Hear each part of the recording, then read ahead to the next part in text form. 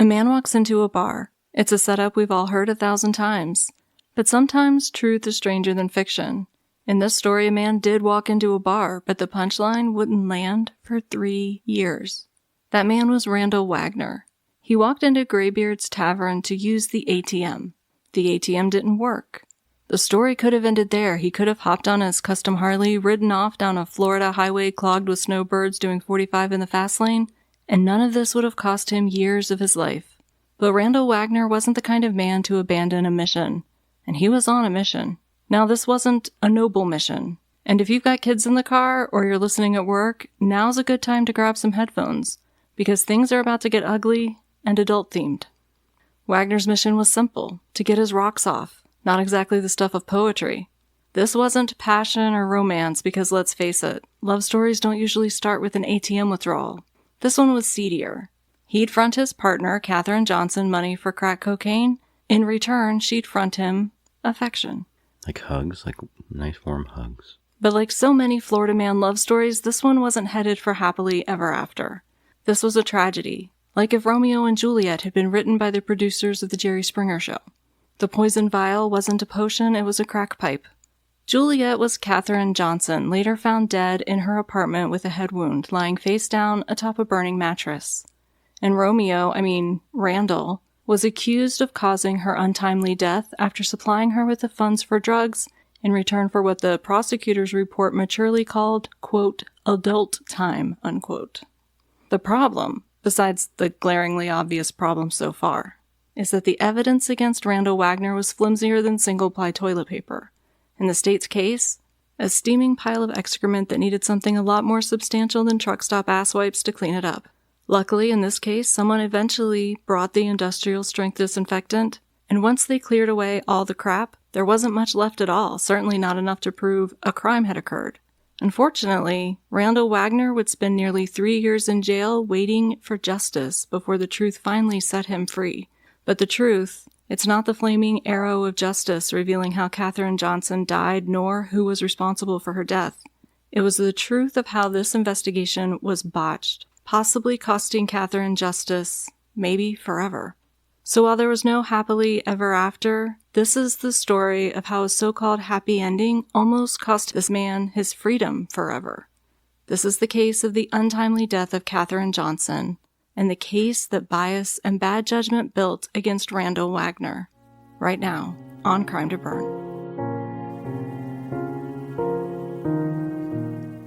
Welcome to Crime to Burn, where we explore the dark city landscape where true crime intersects with arson and criminal negligence. Join us as we sift through the ashes to bring you the story of what really happened.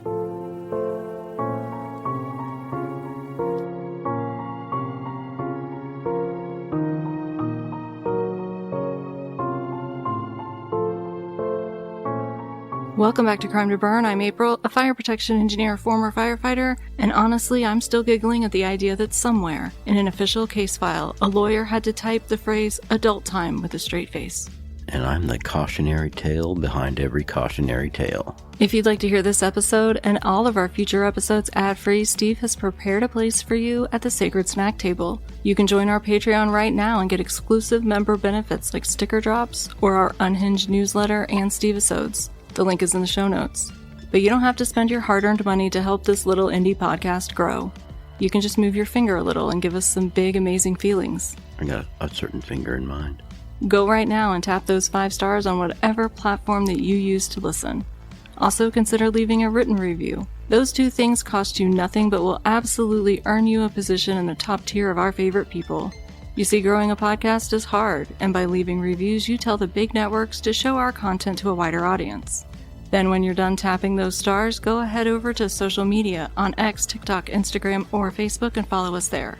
Any help you can give us to get a wider audience is so incredibly appreciated. Go tickle the like button, massage the share button, and leave us some comments. Just keep them family friendly, please. That's getting a little too personal with buttons, in my opinion. Massaging and tickling, what's that going to lead to? That's heavy petting next, and then what? Need some new threads? No problem. The link to our spread shop where you can find all manner of Crime to Burn merch, including sweatshirts, tees, and more, can be found right in the show notes. And as always, send us your fire stories, case suggestions, feedback, and philosophical ravings about the dangers of single-ply toilet paper to crimetoburn@gmail.com. Now, if you didn't already heed the disclaimer in the opening, this episode contains very adult themes, including drug use and sexual content. Listener discretion is strongly advised. And I want to pause here to remind everyone, no matter what choices Katherine Johnson made in her life, she was still a victim. Her life mattered. She deserved dignity in death, and she deserved justice. And because of the shoddy investigative work in this case, justice is something she may never receive. Add to that the fact that Randal Wagoner spent nearly 3 years in jail before prosecutors finally acknowledged the level of incompetence here. Well, those are the real tragedies. A little competence could have gone a long way. From the very start, police looked into a single suspect. That tunnel vision came at a cost. The investigation was sloppy, biased, and it meant other possible suspects were barely considered at all.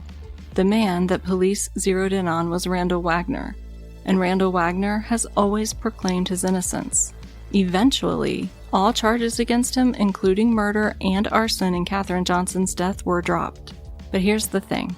I can't tell you if Randal Wagoner is innocent or guilty. What I can tell you is that this investigation, like so many others that we've covered, was botched. And while I agree the prosecutors did the right thing in dropping the charges, I do so with outrage. Because a properly conducted investigation might have revealed the truth.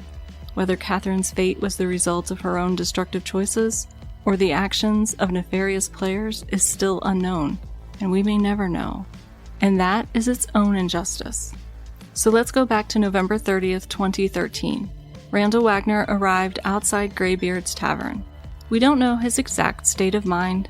Maybe he was still reeling from the finale of Dexter. Maybe he was celebrating the brief NSYNC reunion. Or maybe he was just trying to bleach the image of Miley Cyrus twerking out of his brain. It's hard to say. What we do know is this. He ran into Katherine Johnson, a woman he'd met about a month earlier. Katherine lived in the small apartment above the tavern. She cleaned the bar at night in exchange for living there rent-free. When she invited Randal upstairs for some quality time, he agreed, figuring that might be the salve his soul needed. But Katherine was after a different kind of escape. She was willing to trade the physical affection Randal wanted for the chemically induced oblivion she craved. The next morning around 7 a.m., Amanda Hamilton, the bartender at Greybeard's, arrived for her shift. She noticed Wagoner's Harley parked near the bottom of the stairs that led up to Katherine Johnson's apartment.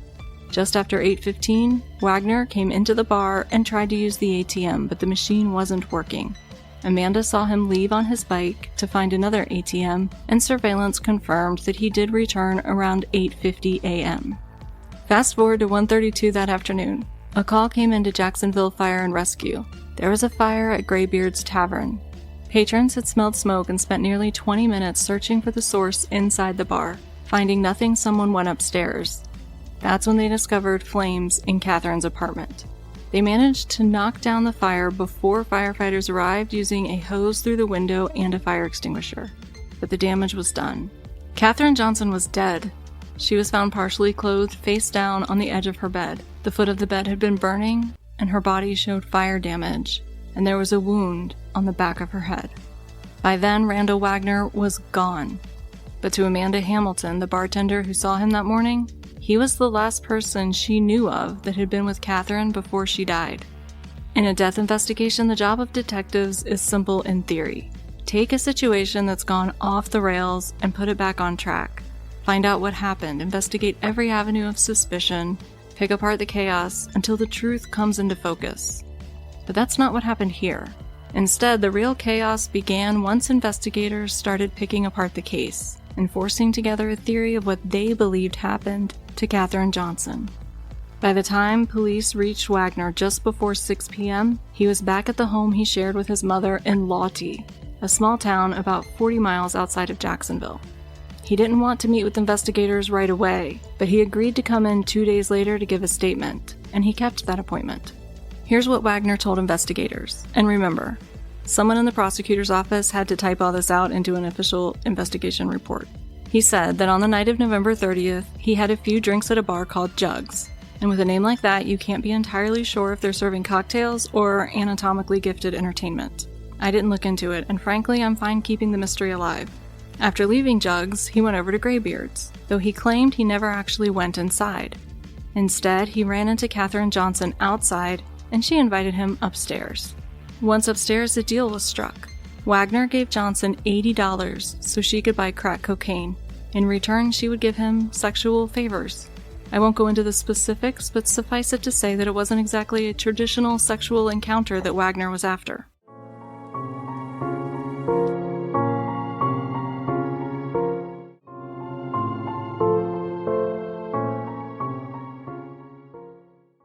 Johnson took the $80, went downstairs to Greybeard's to find her dealer, and then returned to the apartment to use the drugs. Wagoner stayed behind drinking beer, though he admitted to investigators that he took one hit off her crack pipe when she returned. Just one? That's what he said. No one can have just one. I don't know. By the next morning, Wagoner wanted another chance at release, and Johnson wanted another dose of escape. Wait, release? Oh, you mean like... Yeah, that's what I mean. So another deal was struck. $80 for more crack cocaine, and in return, activities that should never be described in polite society.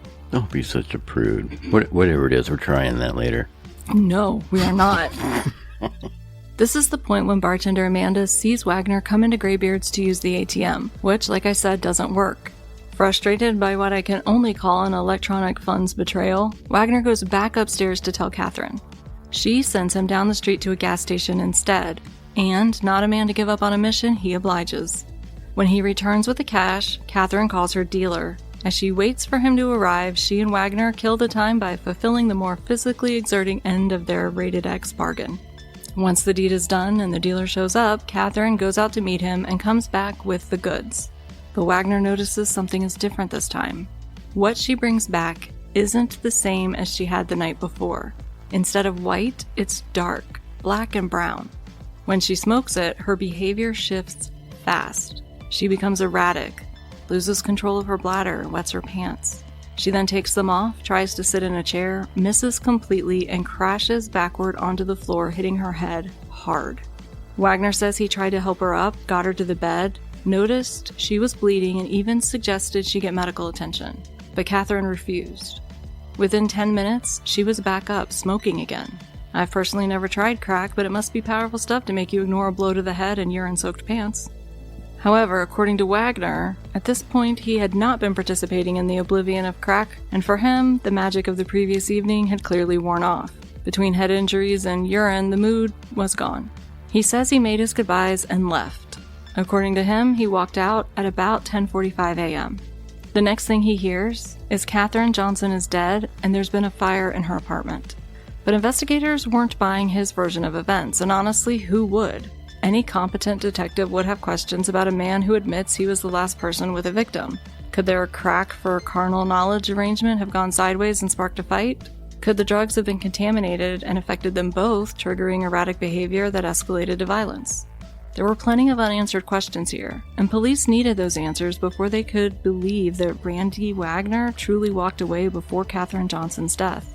So the first answers would have to come from the medical examiner. Was the wound on Katherine Johnson's head consistent with Wagoner's story of her falling? Or did somebody strike her? Did that wound kill her? Or incapacitate her? Or was it the fire itself that ultimately claimed her life? The medical examiner concluded that Katherine Johnson's head injury had caused a skull fracture. And crucially, he determined that it was inconsistent with a simple fall to the floor.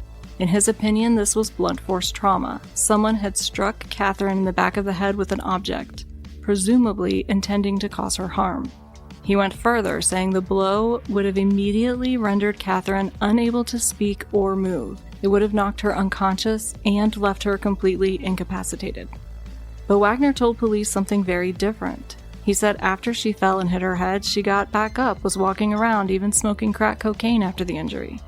That gap between the medical findings and Wagoner's account would become the cornerstone of the case against him.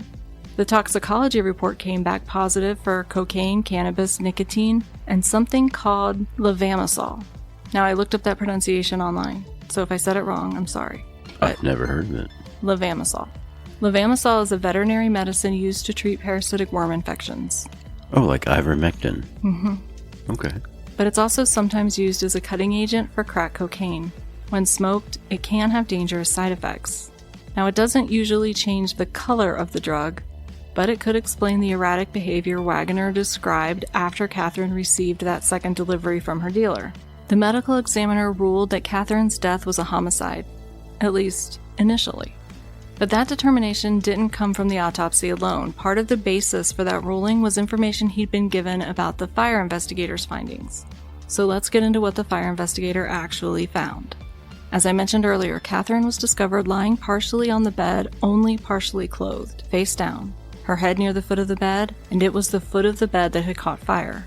According to the medical examiner, none of the burns to her body would have been fatal. The assumption was that she was already incapacitated by the head injury and that she died from that injury before the fire even started.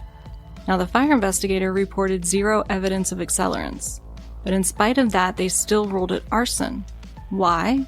Because they said there were no competent igniters found in the area of the bed.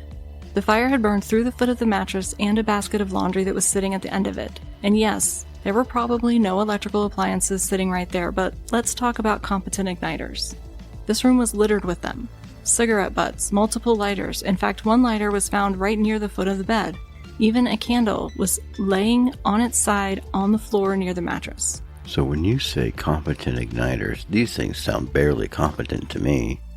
So a competent igniter is just anything that could, under the right circumstances, cause a fire. So electrical shorts, electrical appliances, space heaters. It's a kind of a stretch that an electrical short would cause cigarette butts to cause a fire, right? Right, but a burning cigarette butt would be a competent igniter. But remember, so they found burning cigarette butts. Well, they found ashtrays full of cigarette butts, which suggests that she's a smoker. But remember, the whole foot of the bed is basically burned.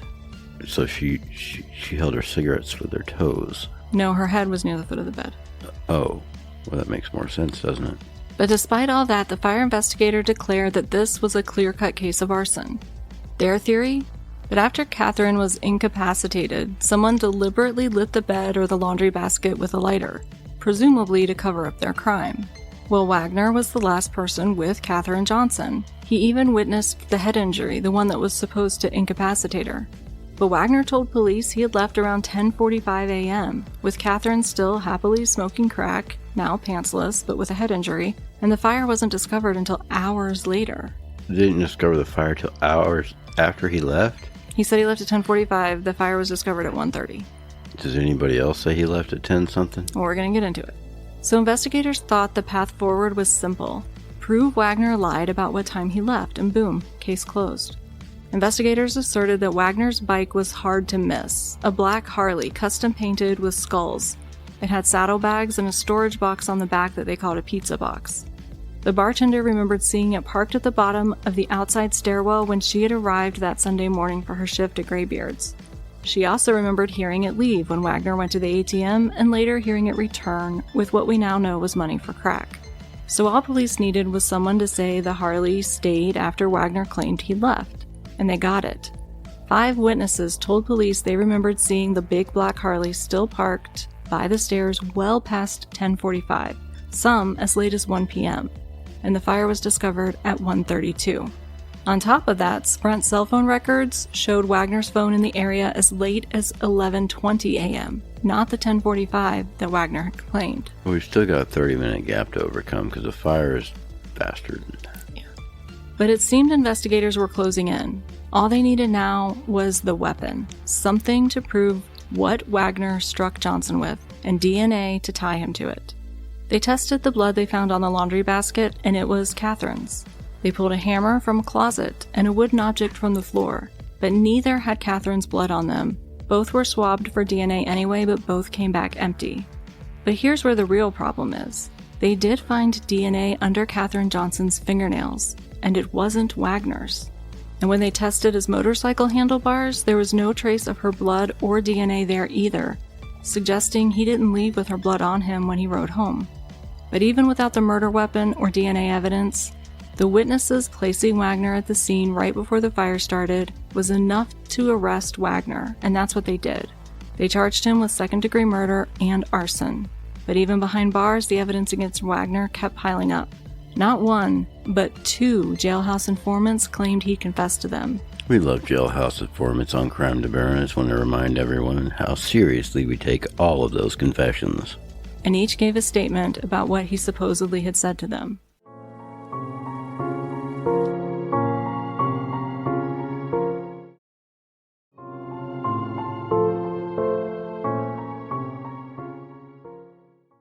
Now prosecutors felt like they had it all. Witnesses who placed Wagoner at Greybeard's right before the fire, jailhouse snitches who'd sworn that he'd confessed, a medical examiner who said Katherine couldn't have possibly gotten back up on her own after the head injury, and a fire marshal who ruled the blaze arson. Great, let's go to court. Except this was like if a court case turned into a reality TV reunion episode. That neat little bow holding everything together, that believable story built on nothing but circumstantial evidence, it came off just like the wigs do in those reunion specials. And when the dust settled, the only people left standing without a scratch were the defendant and his attorney. The collapse of the evidence was so dramatic that the prosecutor did something we've never had the opportunity to cover before on Crime to Burn. They reanalyzed their own case, wrote a 21-page brief outlining the problems with their evidence, and dismissed all charges against Randal Wagoner. So let's take it apart, shall we? First, the allegation that Katherine's head injury would have rendered her completely unresponsive, and that it was unlikely to have happened from what's called a non-accelerated fall. In contrast, an accelerated fall would be one where she was shoved to the floor. According to Wagoner's story, this was a non-accelerated fall. The medical examiner ruled her death a homicide based on two things: his autopsy findings about the skull fracture and the information he had received that the fire was ruled arson.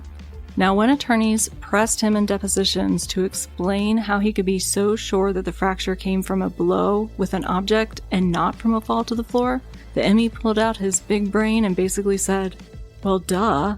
No, really, that was about the extent of it. He said it was based on his personal experience, and when asked if he had any medical literature to back that up, he had nothing, zero. He couldn't produce a single reference to support his claim that this kind of fracture couldn't have been caused by a fall. Enter the defense expert, Dr. Andrew Baker, the chief medical examiner in Hennepin County, Alabama. Dr. Baker was brought in to review the original ME's report and point out any issues, and I believe he probably didn't have enough fingers to point out all of them. He explained that the skull fracture was actually consistent with, wait for it, a fall, not a strike by an object. He also testified that such a blow wouldn't necessarily have rendered Katherine unconscious or incapacitated. So who do we believe? Well, Dr. Baker came with receipts. He cited actual studies that backed up his findings and opinions. About skull fractures that let you just go on about your day? Yeah. Okay. That sounds legit to me. It's true. We have them. I don't doubt it, right? I do a little bit. And because this could easily devolve into a pissing contest between medical examiners, the defense went one step further. They hired a biomechanics expert, someone who studies how the body interacts with objects around it, like, say, a head hitting the floor, or an object like a murder weapon hitting a head. That expert concluded that not only was an accidental fall possible, it was actually more probable than a blow from an object or even an accelerated fall where Katherine may have been shoved. At this point, it wasn't just the defense lawyers who were convinced. The original ME, the one who would call this homicide, decided to walk back all his findings and revise his report. The cause of death was now listed as undetermined. Most likely, they said it was a combination of cocaine toxicity, a pre-existing heart condition, and the effects of the head injury all together taking Katherine Johnson's life. An entourage effect, if you will. So maybe here's what happened. Katherine hits her head. Wagoner helps her to the bed just like he told police, and then she dies on him. Panicked, he sets the fire. After all, he admitted he'd given her money to buy crack. He admitted he'd used some with her the night before, and now she's dead. Maybe he's terrified of what will happen when police find the woman he'd spent the night with lying dead in her apartment. It's a reasonable question to ask, especially when you've got multiple witnesses putting him at the scene right before the fire, and a fire marshal insisting that this was arson. But before we all go grab the pitchforks and torches, let's revisit that arson finding. I already threw some shade at it when I pointed out that the apartment was littered with cigarette butts, lighters, and even a candle tipped over onto the floor. But I'll give the investigator a teeny bit, and I do mean teeny, of grace here. He noted that while the candle was on its side and near the bed, he ruled it out as the ignition source. His reasoning was that if the candle had tipped over and lit the bedding or the laundry on fire, you would expect to see wax pulled on one side of the glass. Okay, that sounds logical enough. But then he goes completely off the rails. You see, the fire investigator's logic went like this.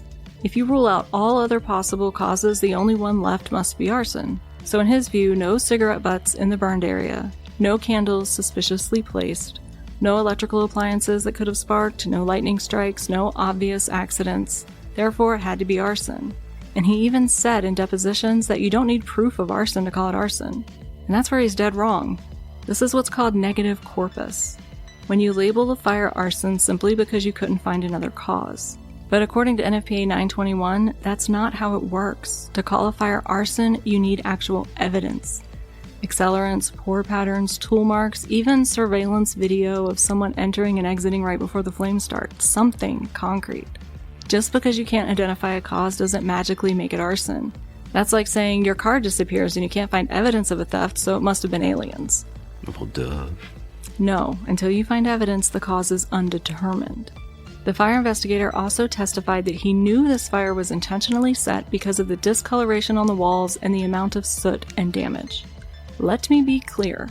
Those are only signs that a fire happened. That's it. The staining and damage you'd see from an open flame ignition versus an accidental one would look exactly the same unless there was an accelerant used, and in this case we know there wasn't any accelerant. So what we've really got here is what I like to call blowing smoke up someone's ass. The judicial equivalent of saying, because I said so and I'm an expert and I've got this shiny badge to prove it. That one bullshit statement is enough to undermine every other expert opinion he offered on the stand. But don't worry, because he's not done tarnishing his own badge or dragging his own credibility through the mud just yet. Knowing that Katherine Johnson's apartment was littered with the detritus of a cigarette smoker, attorneys deposing the fire investigator asked him the obvious question. Could a cigarette have started the fire? His answer? Well, he didn't find one in the area of origin. You know, the part of the mattress and laundry basket that had literally burned away. A cigarette that could have also burned completely away in a fire that size. Instead, he leaned into absurdity with a claim that honestly made me laugh out loud. He said, cigarettes can only start fires under the most ideal conditions. He then doubled down, claiming that the new fire-safe cigarettes were manufactured to prevent furnishings, especially mattresses, from igniting, and that new mattress materials were engineered to resist ignition. Well, he's not necessarily wrong about those two statements, but that doesn't make it so. That's my next sentence. Good job. Let me be clear, he's not entirely wrong. Fire-safe cigarettes do make it harder to start fires, and newer mattresses are designed to be more resistant to fire. But harder doesn't mean impossible. According to NFPA statistics in 2011, there were 17,600 house fires caused by smoking materials, and those accounted for 19% of all civilian fire deaths. And the most commonly ignited items in those fires? Bedding and mattresses. It is absolutely possible that this fire was started by a dropped cigarette. And maybe I'd give him just a little more grace if he'd actually tested the mattress from Katherine's apartment to see how it behaved with a lit cigarette. But they didn't keep any samples. They didn't test anything. We don't even know when it was manufactured or if it was manufactured under current fire resistance standards. So I have one thing to say about this fire investigator. Sir, please stop talking. You're embarrassing everyone in the industry. But maybe, just maybe, the state can hang on to this case if they can at least put Wagoner at the scene right before the fire was discovered. It's circumstantial, sure, but remember what else they have.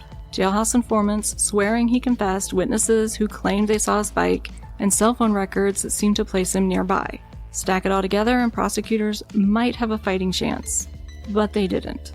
Those jailhouse informants? Always shady. But in this case, both of them claimed Wagoner told them the same story. That after he hit Katherine Johnson in the head, he shoved pills down her throat to make it look like an overdose, and then set the fire to cover it all up.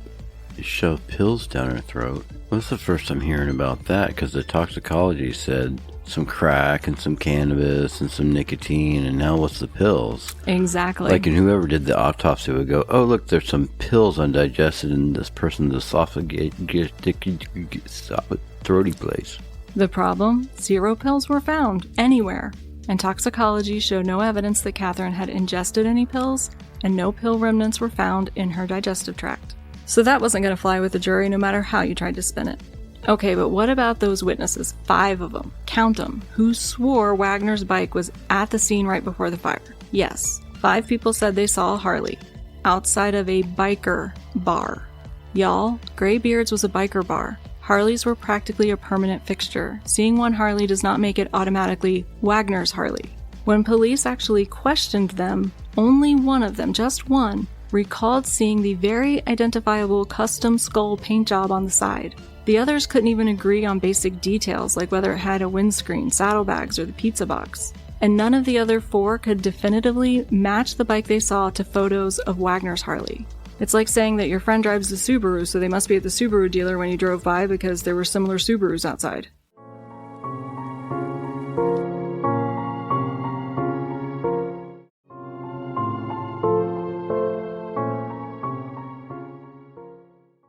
So now we're down to one witness. One witness that knew Wagner at least as an acquaintance and had been told by the bartender that Wagner's bike had been parked by the stairs. So was he actually remembering seeing the skulls, or did he see a different Harley, and because he was already under the impression that it was Wagner's, then his brain inserted the skulls in his memory? We know brains do weird things like that. That leaves us with one shaky witness, 0 evidence of arson and 0 evidence of murder. But hey, if Sprint can prove Wagner was still in the area after he said he left, that would look at least shady, right? Well, maybe. But those records didn't survive contact with the defense. Here's the problem. Cellular tower data isn't wholly reliable, or at least it wasn't back in 2013. I'm honestly not super sure how it's evolved since then. But even on its best day back then, it could be unreliable. If the tower closest to you is busy, a call can be transferred to the next tower over, which could be miles and miles away, and that can pollute the location data. And in Wagner's case, Sprint provided multiple reports of his phone's whereabouts during the time frame in question. And they weren't even consistent with each other, meaning Sprint's own data couldn't even agree with itself. So how do you prove Wagner was at the scene before the fire? Well, you can't. And even if you did, the last time Sprint's records placed him in the area was 11:20, still more than 2 hours before the fire was discovered. So was Katherine's death murder or an accident? Honestly, it could have been murder, but police never seriously considered that someone other than Wagner might have had a reason to harm her. But remember that DNA under her fingernails? It's confirmed to be male, but it's never been matched to anyone. And Katherine's love life? Well, let's just say it was a little chaotic. There were at least 2 other men in her orbit around the time of her death. One was an ex she'd recently had a blowout fight with, the kind worthy of its own reality TV episode, which included her throwing his clothes out of the window. He was working nearby with a friend, cutting down trees at the time of the fire. Now his buddy vouched for him, saying that he never left the job site, but police never looked past that one statement. Then there was another man, one who showed up at the scene crying and lamenting that he was engaged to Katherine and had been since March. Now this was December. He acknowledged to the police that he knew his fiancée had other boyfriends, but apparently he didn't find this to be a relationship red flag. And when the defense reviewed surveillance footage, guess who appeared on it in the bar right before the fire started? Ronald McDonald. The boyfriend, fiancé, whatever. Is it possible he found out Katherine, his alleged fiancé, had company upstairs that morning and waited for that company to leave before confronting her? Maybe even harming her? It's possible. But as far as we know, that theory was never explored. Police also allegedly never looked into the possibility that Katherine's own drug dealer could have harmed her. We don't know if any animosity or debts existed between the two of them. But is the reason we don't know any of that because no one thought to ask? So here's the truth. I can't say Katherine Johnson died by accident. I can't say she died by homicide.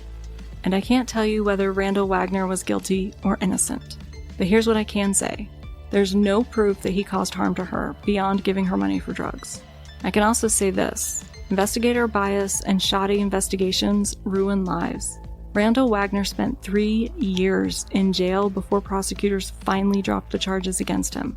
That's 3 years away from his family, 3 years of lost wages, 3 years of life lost because someone decided the evidence in this case could be hammered to fit the story they believed to be true without any scientific merit to back it up.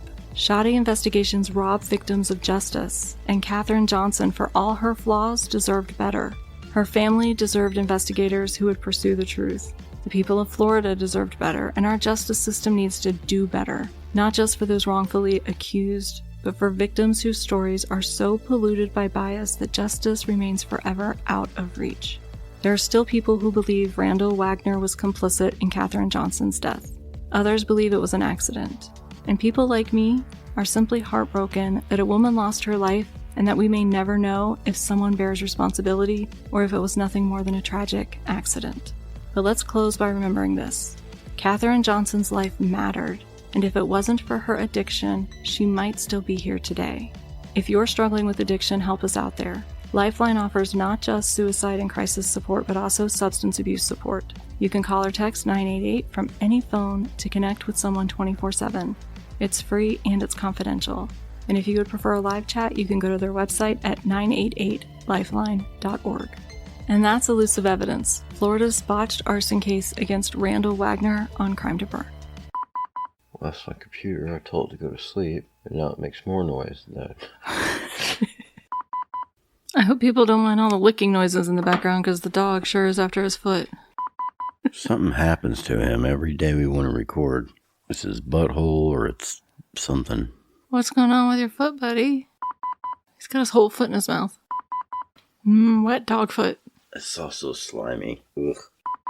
Oh, now he's onto his junk. He's got to get the taste of his foot out of his mouth. It always sounds like he's chewing bubble gum. That's aggressive hygiene. I feel a little stuffy. So we got a comment where they said that they didn't think our audience appreciated the fart and body anatomy jokes. And I was like, you don't know our audience then. I thought everyone liked fart jokes, and then everything just branched off to like a specialty after that. Well, what struck me as funny is they said, I don't think your listeners are the age group that appreciates that kind of thing. And I'm like, how old do you think we are? Hey, farts are funny for all ages. I bet they don't realize we're in our late 40s. Farts don't discriminate. This episode posts before my birthday, but by the next episode we post, I will be older. Technically, that's true of every episode we post. Every day. But my birthday is between this episode and our next episode. It's really not true. No, the only story I got about it was that my dad cried when I was born. Well, that's adorable. I don't know. They never told me if it was like tears of joy or tears of fear or tears of rage. I don't know. What hath God wrought upon the earth? I just assumed joy. I'm such a joy for everybody, I think. Well, you're certainly a joy for me. The heavy breathing you hear in the background is not your host or co-host. Now he's licking the chair. He's chewed on his foot. He's licked his junk. He's done some heavy breathing. Now he's got to lick the chair. Are you talking about or are you talking about the podcast? I'm talking about the podcast. Because I'm down for either one. I figured. But since we're already here with our headphones on, let's do the podcast first. All right, fine. Some people can laugh and type at the same time, can't you? If you'd like to hear this episode, I'd like to say it. I'll say it for you. Thank you. That was helpful. I'm trying to go with the adult time theme. Listener destruction is advised. Command police? This just sounds like Tuesday in Florida. This doesn't sound very interesting so far, right? I mean, it just sounds like every day. That's what everyone's come to expect from Florida.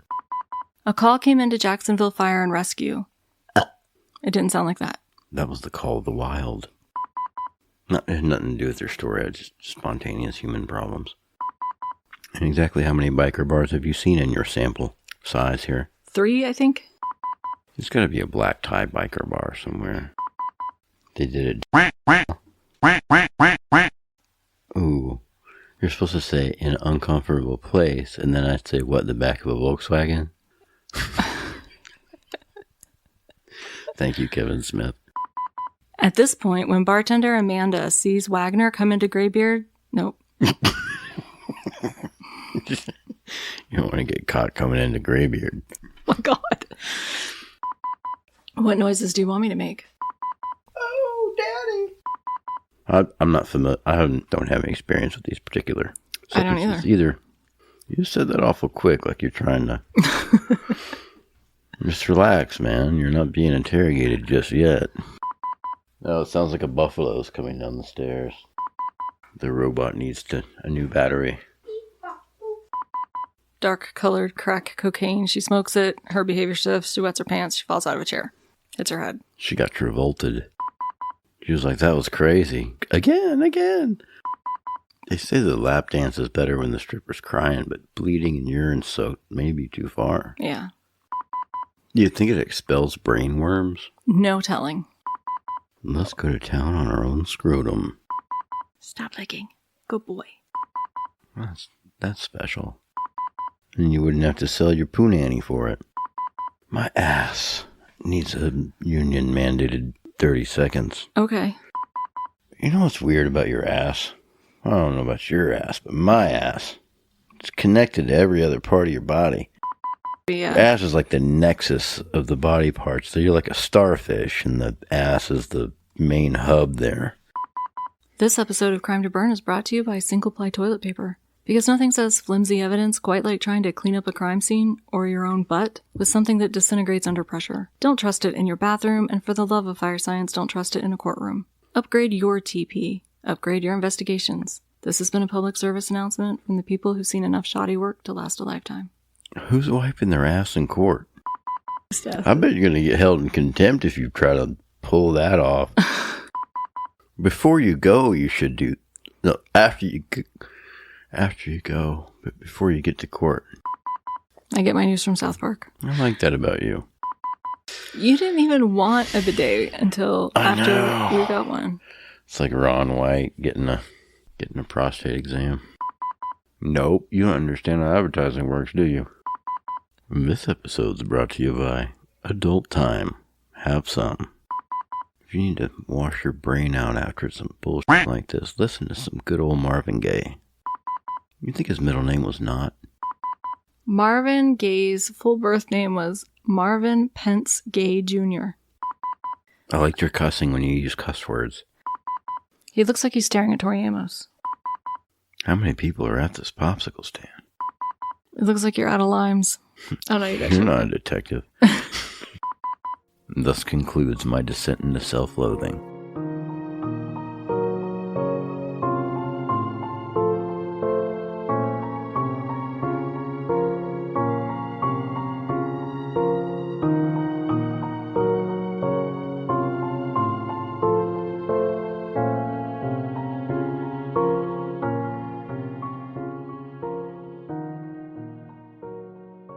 Crime to Burn is a production of Crime to Burn, LLC, where we light fires in your brain and not your buildings. All rights reserved. Still spiritually parched after this episode? It's okay, Steve believes in cross-pollination. Here's a trailer for a show we think deserves to infiltrate your ear holes, in a good way. Don't forget to leave a 5-star review before you go. Steve is watching.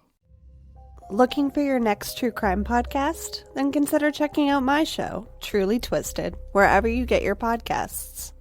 Hi, my name is Alicia Watson, and each Thursday I will be bringing you a twisted story that is always victim-focused and fact-based. My goal is simple, bringing a voice to the voiceless. So be sure to follow me on Instagram and TikTok at It's Truly Twisted. And for more on my show and other amazing creators, visit fireeyesmedia.com. And in the meantime, remember, you are wanted, you are loved, and you deserve to be here. And I'll see you there. Fire Eyes Media.